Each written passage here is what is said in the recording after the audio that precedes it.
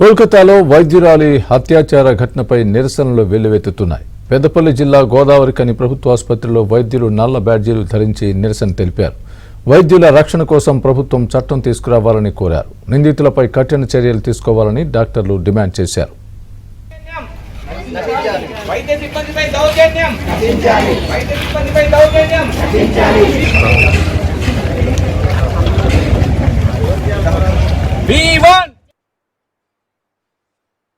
కేరళలో కూడా ఒక హౌస్ సర్జన్ డ్యూటీలో ఉన్నప్పుడు మ్యాన్ హ్యాండ్లింగ్ చేసేసి ఆల్మోస్ట్ అదే చనిపోయేంత వరకు తీసుకొచ్చారు.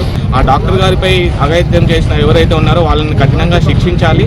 ఎట్లా శిక్షించాలంటే మిగతా వాళ్ళు భయపడే విధంగా, అంటే ఇట్లాంటివి చేయకూడదు, సమాజానికి ఇది మంచిది కాదు, శ్రేయస్కరం కాదు అనే విధంగా శిక్షించాలని మా డాక్టర్స్ తరఫున, మా వైద్య సిబ్బంది తరఫున మేము డిమాండ్ చేస్తున్నాము. అండ్ ఇది ఒకవేళ జరగకుంటే మేము దేశవ్యాప్తంగా నిరసన చేస్తాము. బైకాట్ చేయడానికి కూడా వెనుకడుగు వేయం.